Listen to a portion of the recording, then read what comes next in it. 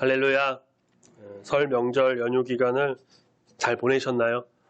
세상 사람들에게는 어떻게 보면 오늘까지가 연휴로 이제 될 텐데, 우리는 주님을 믿는 자로서 이렇게 주일을 지키면서 주에 나와 예배 드릴 수 있다는 것이 하나님의 은혜이고 또 하나님께 감사드리는 것임을 우리가 꼭 기억해야 합니다. 이번 설 명절은 평상시와 다르게 좀 조용히 지낸 분도 아마 계실 수도 있고요.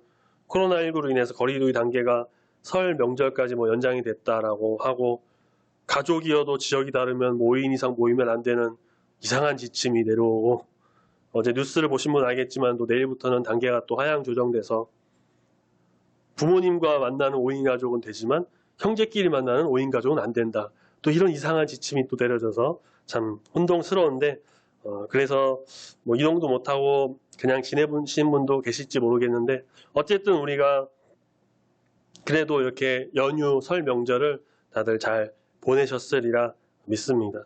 사실 오늘 우리가 같이 나눌 이 성경 본문의 말씀과 내용은 설 전에, 그러니까 지난주 주일이었죠. 2월 7일 첫 주에 같이 말씀을 나눴으면 좀 더 좋았겠지만, 그런데 제가 좀 생각을 해봤는데, 만약에 설 연휴가 월화수 그럼 주 초에 있었다면은 저도 그렇게 했을 건데, 목금토 좀 이렇게 주말 좀 지나서 뒤쪽에 있다 보니까 좀 이렇게 간격이 있어서 설이 지난 이후에 봐도 괜찮겠다라고 제가 판단을 해서 오늘 이 말씀을 같이 보게 됐습니다. 하지만 우리가 꼭 설이 아니더라도, 이런 명절 연휴가 아니더라도 오늘 이 말씀은 우리가 좀 항상 기억하고 마음에 새기고 잘 받아들여서 순종하며 나가야 하는 귀한 말씀이니, 우리가 이 시간에 집중해서 말씀 가운데 온전히 거하는 이 귀한 은혜의 시간이 다 되시기를 소망합니다. 예전에 이런 말을 하나 들은 적이 있습니다. 사람은 먹기 위해 사는가, 살기 위해 먹는가? 얼핏 들으면 굉장히 심오하고 막 철학적인 말 같은데요. 사실 이 질문은 아무것도 아닌 질문입니다. 네. 그냥 우리가 상식적으로 생각해도 너무 당연한 거죠. 먹기 위해 사는 것은 이제 양육강식 세계에서 본능에 충실한 동물, 짐승들이 이제 하는 것이지, 인간은 살기 위해 먹습니다. 만약 정말로 먹기 위해 사는 사람이 있다면 그거는 그저 그냥 먹는 것을 좋아하거나 먹는 것을 좀 즐기는 것뿐이지, 먹기 위해 사는 것이 아니라 우리는 살기 위해 먹습니다. 육의 양식을 먹어서 배를 채우고 에너지를 내서 건강하게 살고 그렇게 나아갑니다. 또한 우리는 육의 양식뿐만 아니라 이 영의 양식, 말씀, 예배, 찬양, 기도로 내 영을 채우고 하나님의 그 인도하심 속에 우리는 항상 살아갑니다. 우리 주님이 주시는 이러한 양식들 때에 따라서 채워주시고 먹여주시고 입혀주시고 함께 하시는 우리 주님께 늘 감사하면서 살아가는 우리 모두가 되어야만 합니다. 우리가 오늘 읽은 고린도전서 8장, 오늘은 1절부터 13절까지 한 장을 다 읽었는데요. 고린도 교회에는 먹는 것에 대한 좀 꽤나 심각한 문제가 있었습니다. 이전에 우리가 교회 표어에 대해서 좀 보면서, 고린도전서 6장 20절의 내용이었죠. 제가 말씀을 전할 때 고린도라고 하는 도시에 대해서 설명을 드릴 때, 정말 그 당시에 세 손가락 안에 드는 손꼽히는 대도시였지만 우상도 많고 죄도 많고 그런 어떠한 도시라고, 우상숭배와 음행, 죄가 가득한 곳이라고 말씀드린 적이 있습니다. 고린도 교회는 주님이 세우신 교회, 바울이 개척한 교회, 그런 교회지만 그런 도시적인 어떤 환경의 영향과 어떤 상황 때문에 그곳에 사는 사람들이 또 교회에 나옴으로 인해서 세상의 것과 죄가 교회에 들어와서 좀 문제가 있는 그런 교회였습니다. 오늘 우리가 본 고린도전서 8장의 문제는, 우리가 가지고 계신 성경에 아마 보면은 8이라고 써있는 그 옆에 맨 위에 아마 거의 대부분 나와 있을 텐데요. 우상에게 바친 제물. 보통 이렇게 나와 있을 겁니다. 우상에게 바친 제물. 이것에 대한 문제입니다. 아까 제가 이 본문으로 설교를 설 전인 지난주에 했으면 더 좋겠다고 말씀드린 것도, 설이나 추석 때에 또 설교자들이 많은 설교를 하는 본문 중에 하나입니다. 왜냐하면은 안 믿는 사람들은 명절에, 요즘에는 뭐 온라인으로 차례를 지냈다고도 하는데, 이번에는 명절에 차례를 지내서 조상들에게 절을 하는데, 이제 이 본문을 좀 언급하면서 고린도전서 8장의 말씀을 빗대어서 많이 설교하기 때문에 설이나 추석 때에 많은 설교자들이 본문으로 정하는 말씀이기도 합니다. 오늘 우리가 말씀을 보면은 고린도 교회에도 우리나라의 설과 추석 때와 그때 일어나는 차례 제사와 좀 비슷한 문제가 있었습니다. 고린도는 정말 우상이 넘쳐나는 도시였고 그 우상에게 제사를 지내고 또 거기서 나온 음식을 먹는 그런 풍습이 있었습니다. 우리나라가 비슷하죠. 그런데 문제가 무엇이냐면 교회에 다니는 성도들도 그 제사에 참여를 하고 우상에게 같이 절하고 그 음식을 먹고 우상을 섬기는 그 사람들과 같이 어울리고 그것을 믿는 자들에게 교회에 와서 또 영향을 끼치고 악영향을 끼쳤던 것이죠. 교회의 덕을 세우지 못하고 그러다 보니 이것이 성도들의 신앙과 하나님을 섬기는 일에 아주 좋지 않은 모습이 되었던 것입니다. 당시 고린도는 아프로디테라고 하는 여신의 신전이 가장 유명했습니다. 고린도인들은 신전에서 제사 드릴 때에 짐승을 잡아서 고기를 일부는 제사의 목적으로 바치고 또 일부는 신전에서 제사장이나 사람들이 같이 나눠 먹었습니다. 그래서 이 제사를 지낸다고 하는 것은 단순히 예배나 그 우상을 섬기는 것뿐만 아니라 종교적인 면 못지않게 친교적인 면도 굉장히 강했습니다. 좋은 고기 먹고 이웃과 더불어서 친교를 갖고 서로 어울리고 어떤 면에서는 인간관계에 있어서 굉장히 좋죠. 어떻게 보면은 우리나라의 또 설과 추석 때에 차례를 지내고 제사를 지내고 가족들이 또 한 곳에 어울려서 대가족이 모여서 그 음식을 먹으면서 식사하고 교제하는 그런 것과 비슷하다고 할 수 있는데 우리는 오늘 이 말씀을 통해서 우상에게 바쳐진 제물, 하지만 단순히 이 우상에게 바친 제물, 조상에게 차례를 지낸 뒤에 그 음식을 먹는 문제에 대해서만 우리가 논하는 것뿐만이 아니라 더 나아가서 우리가 정말 주님을 믿는 주의 자녀로서 참된 그리스도인으로서 주님을 섬기며 따르는 성도로서 안 믿는 자들과 또 믿는 자들이 함께 있는 이 공동체 속에서 어떤 모습을 우리가 지녀야 하는지, 어떻게 살아가야 하는지, 어떻게 주님의 덕을 세우며 참된 그리스도인으로 살아가야 되는지를 지혜를 얻는 귀한 은혜의 시간이 되기를 소망합니다.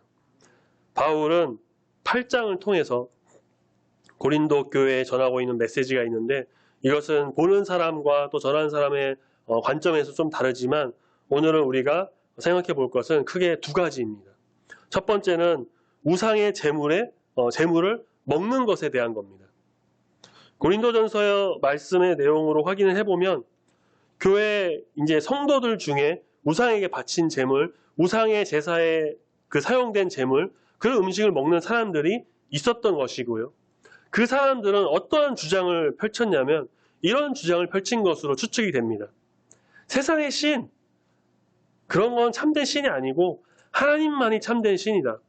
세상의 것 아무 의미 없는 것이고 세상에서 먹는 그런 음식들 괜찮다. 고린도에 있는 아프로디테 그건 사실 아무것도 아니고 거기에 드린 음식들 그런 제물들도 사실 아무것도 아닌 그냥 보통 음식일 뿐이다.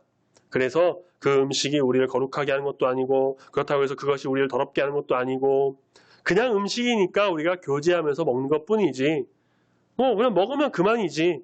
예수님도 마가복음 7장에서 그 말씀에서 음식이 우리를 더럽게 하는 것이 아니지 않냐라고 했다라는 이런 주장을 내세워서 이방신에게 제사한 음식 거기에 바쳐진 그 제물을 아무 거리낌 없이 먹고 우상을 섬기는 자들과 어울렸다라고 우리가 추측을 해볼 수가 있습니다.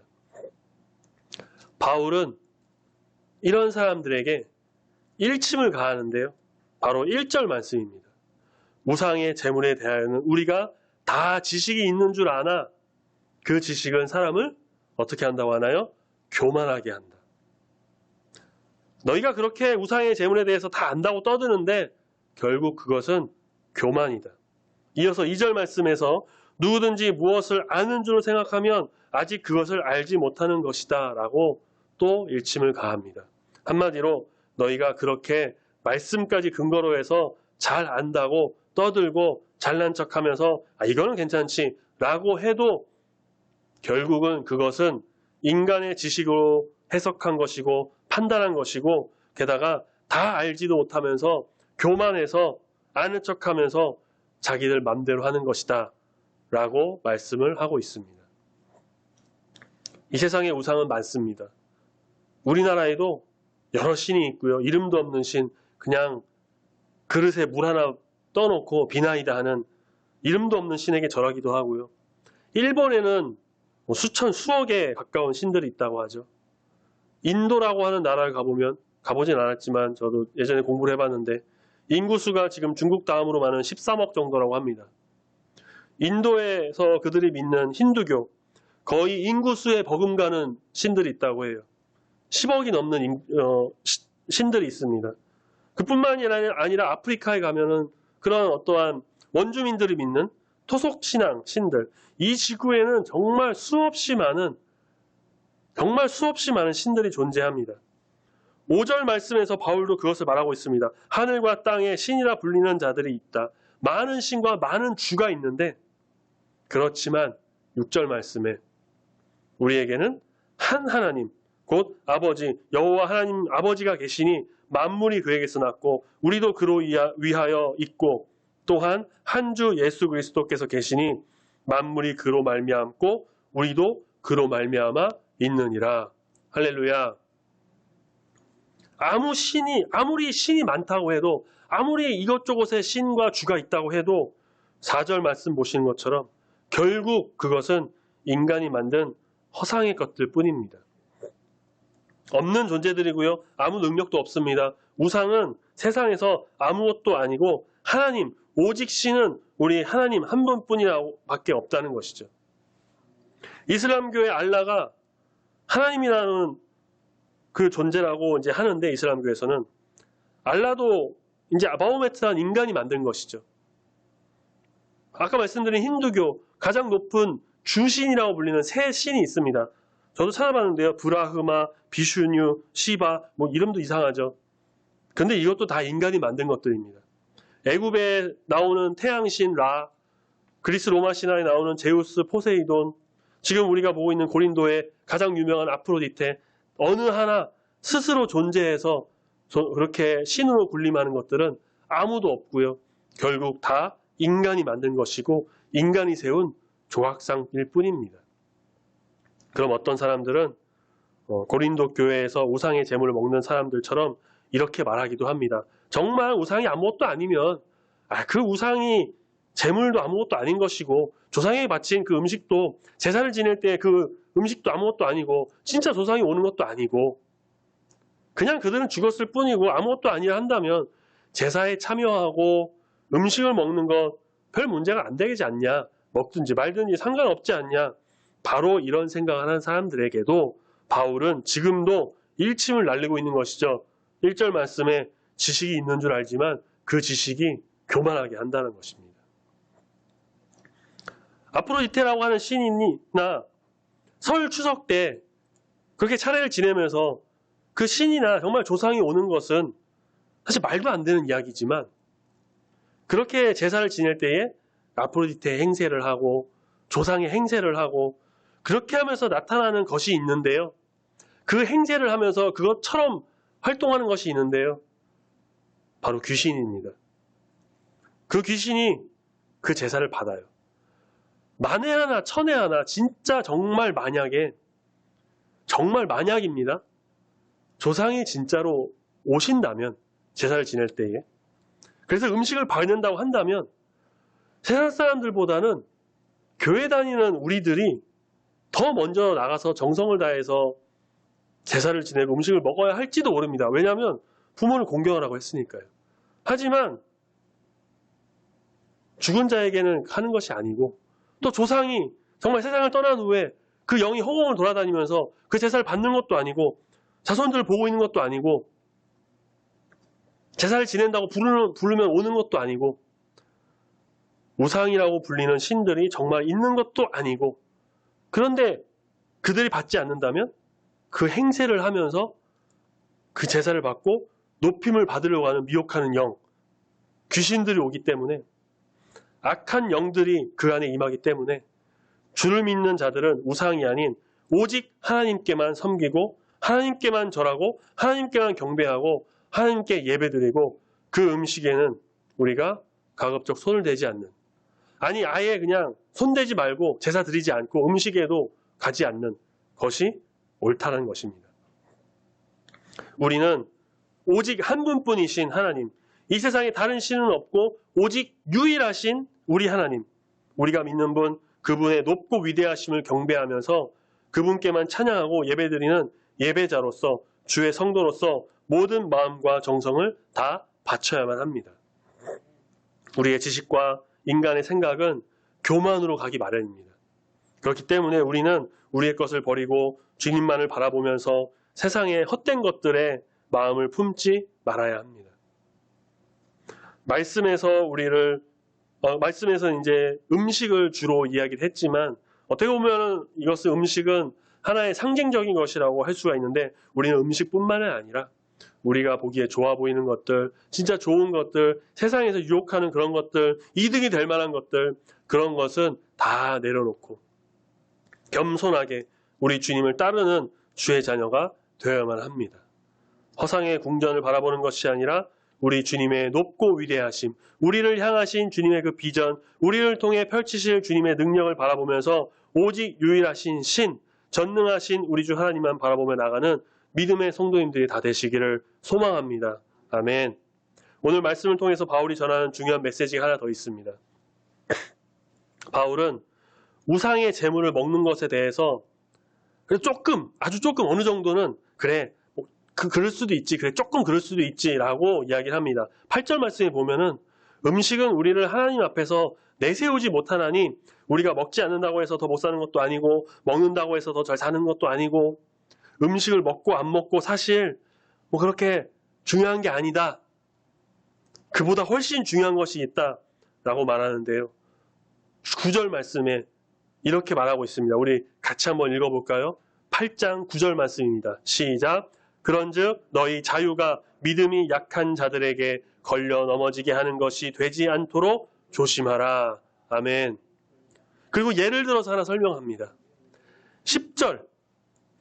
지식이 있다고 하는 네가 우상의 집에 앉아 먹는 것을 만약 누군가가 본다면, 그렇게 잘났다고 하면서 말씀 빗대어서 이런 건 먹어도 된다고 하는 그 교만한 모습을 다른 누군가가 본다면, 그 사람이 믿음이 약한 자, 혹은 교회에 나온 지 얼마 안 된 초신자라고 한다면, 그가 그 우상의 제물을 먹는 모습을 봤고, 그럼 이 사람이 생각하기를, 어라, 저 사람은 교회에서 좀 예배도 잘 드리고 직분도 있고 사회에서 권위도 있고 나보다 좀 잘 나가고 똑똑한 사람인 것 같은데 저런 사람들과 어울리면서 저런 음식을 먹네? 이런 생각을 하면서 자기도 약했던 양심에 담력을 얻어서 그 사람들과 어울리면서 우상의 제물을 먹게 된다면, 그럼 너는 어떻게 할 거냐는 겁니다.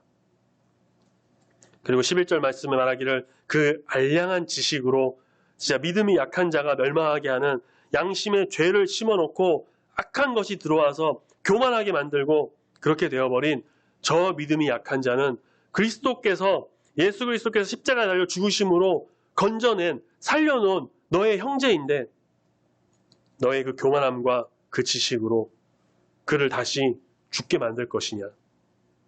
이 말씀은 단순히 음식을 먹는 것에 그치는 것이 아니라 우리에게 굉장히 큰 교훈과 가르침을 주고 있습니다. 바로 우리의 말 한마디, 행동 하나하나가 정말 그것으로 인해서 안 믿는 사람은 물론이고 믿는 사람들, 같이 믿음 생활하는 공동체의 일원들, 성도들에게도 영향을 줘서 넘어지게 만들 수 있고 죄의 길로도 가게 할 수가 있다는 것입니다. 예전에 있었던 일을 하나 말씀드릴게요. 교회 수련회를, 어느 교회인지는 밝히지 않겠습니다. 교회 수련회를 갔었는데 일산에 근처에 있는 한 교회를 빌려서 수련을 갔습니다. 그때 이제 그 빌린 교회의 담임 목사님께서 너무 감사하게도 이제 자동차로 픽업을 해주셨어요. 그 교회로 이렇게 차를 운전하면서 가는 길이었는데, 가는 길에 좀 나이트클럽과 유흥업소가 이제 보이는 겁니다. 그걸 보면서 수련의 장소로 쓴 그 목사님이 하시는 말씀이 이런 말씀을 하시더라고요. 아, 내가 예전에 이제 교회 집사님들하고 이야기를 좀 했는데, 우리가 저 나이트클럽, 저 유흥업소 노는 사람들, 그 사람들을 전도하기 위해서는 그 사람들이 어떻게 노는지도 알아야 되고 또 만나야 되니까, 전도를 해야 되니까 우리가 시간을 내봐서 저기를 한번 가봅시다. 그렇게 얘기를 했대요. 직접 경험해보고 만나서 뭘 좀 알아야 그 사람들 전도하지 않겠냐, 그들에게 복음 전할 수 있지 않겠냐, 그 이야기를 들어보니까 좀 색다르기도 하고, 그래 진짜 좀 가봐야지, 우리가 저 사람들 만날 기회가 어디 있겠나, 가서 좀 만나서 전도하는 좋은 취지와 생각이겠다라고 봤어요. 그런데 한편으로 생각했을 때, 만약에 제가 여기 계양 택지에 있는 나이트클럽이나 술집에 들어가는 것을 우리 성도님들께서 보셨다고 한다면 어떤 생각이 드시겠습니까? 또는 목사님과 집사님들이 같이 몰려서 나이트클럽에 가는 것을 누군가가 봤다면, 교회 다닌 지 얼마 안 된 성도가 만약에 그걸 봤다면 어떤 생각을 할까요? 목사님과 집사님의 의도는 그 나이트클럽에 가서 사람들을 알고 상황을 알고 직접 만나서 전도를 해보기 위한 그런 좀 순수한 마음이었겠지만, 안 믿는 사람들과 믿음이 좀 약한 사람들은 그 모든 것을 다 알까요? 사람은 눈에 들어오는 것이, 눈에 보이는 것이 먼저 들어오기 마련입니다. 시각이 가장 첫 번째예요. 그 오각 중에 가장 먼저 인식하는 것이 바로 시각입니다. 그래서 첫인상이 중요하다고 하죠. 눈으로 보고 판단을 먼저 합니다. 어라? 김은일 목사가 술집 들어가네? 목사님하고 집사님이 나이트클럽 가네? 뻔한 결과입니다. 어떻게 될까요? 실족하게 됩니다. 다 알지 못하면 실족하게 됩니다. 그렇다고 해서 아까 말씀드린 그 목사님과 집사님이 진짜 가시지는 않으셨대요. 나이트클럽에. 안 가셨는데, 그런데 만약에 정말 그렇게 했다면 그것은 내가 좀 지식이 있다고 생각을 해서 이렇게 해도 되겠지, 인간의 생각으로 섣불리 행동하여서 연약한 자들에게, 안 믿는 자들에게, 또는 교회를 잘 다니는 자들에게 그런 자들의 믿음을 무너뜨리는 행동이 될 수도 있었다라는 것입니다. 우리는 주님을 믿는 자로서, 그리스도인으로서 우리의 말과 행동에 있어서 항상 조심해야 합니다. 길을 가다가도, 사람을 만날 때도, 일할 때도, 사소한 것 하나에도 정말 우리는 믿음의 자녀로서의 그 모습과 자세, 그 말을 갖춰서 어떻게든 덕을 세우려고 해야지, 교만해서 잘난 척하거나 남을 무시하고 비방하고 내 마음대로 세상의 잣대로 그렇게 행하면 상대방에게 오해를 사게 되고 실족하게 된다면 그들의 마음과 신앙을 무너뜨리는 결과를 초래하게 됩니다. 그래서 바울은 8장 1절에 지식은 교만하게 하는데 사랑은 덕을 세운다고 하죠.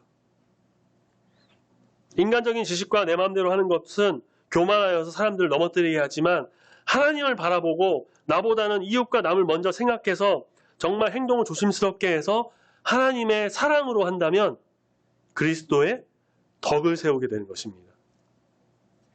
12절 말씀에 그렇게 형제에게 죄를 지어서 그 약한 양심을 상하게 하는 것이 바로 곧 그리스도께 죄를 짓는 것이라고 합니다.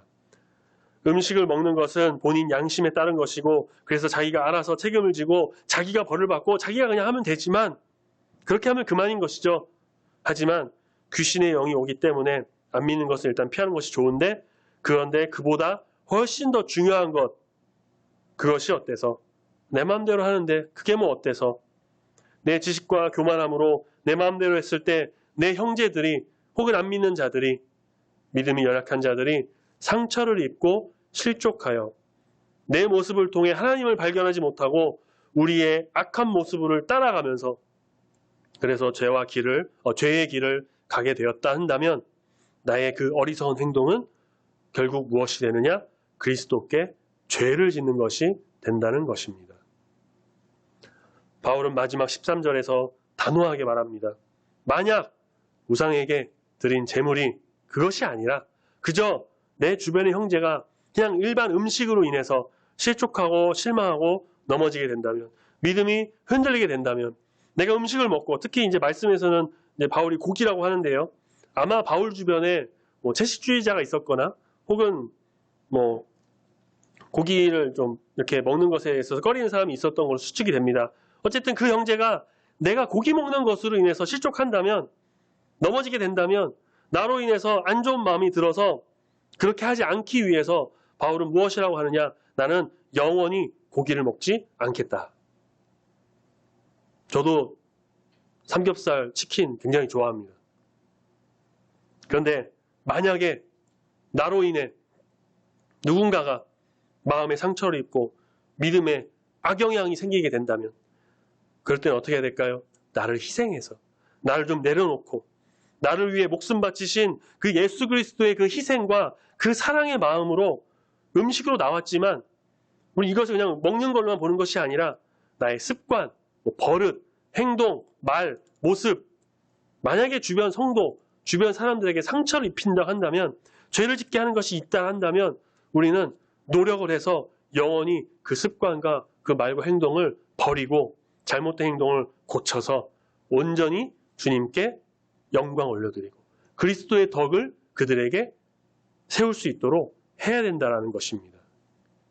물론 쉽지 않은 일입니다. 평생 동안 해온 내 습관과 버릇을 한 번에 고치고 바꾼다는 것은 사실 쉽지 않습니다. 하지만 그렇게 해서 형제들이 죄를 짓게 만들고 실족하게 만드는 것보다는 고치는 게 훨씬 나은 일이라는 거죠. 나로 인해서 주변 사람들이 넘어지지 않도록, 오해를 사지 않도록, 나로 인해서 더 좋은 영향력을 끼치고 선한 영향력을 끼치고 그리스도의 향기를 내뿜고 그리스도의 덕을 세우는, 그래서 그들이 정말 주님을 바라보고 마음의 평안을 얻어서 믿음이 더 자라날 수 있도록 그렇게 이끄는 것, 바로 주의 성도들, 우리들, 참된 그리스도인들이 해야 할 본분임을 꼭 기억하시길 바랍니다. 아멘. 우리는 편의상 기독교를 우리의 종교라고 이제 이야기를 합니다.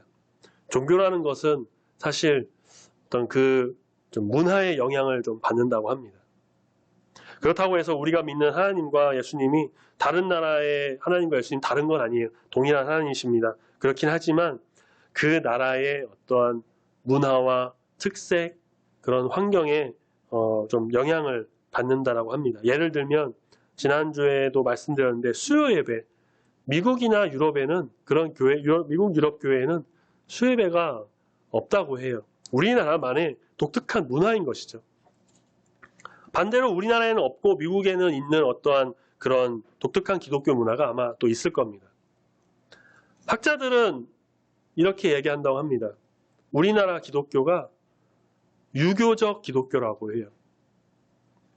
삼국시대, 고려시대부터 이어지는 오랜 전통의 불교가 있지만 조선시대의 유교가 굉장히 강해서 그것이 이제 유교적인 색채가 이제 강한 것이 지금 우리나라의 어떤 특색이 되었고, 그 유교적인 문화의 대표라고 할 수 있는 것이 예의를 지키는 것과 가부장제도, 특히 조상과 부모에 대한 공경, 아주 중요하다고 하죠.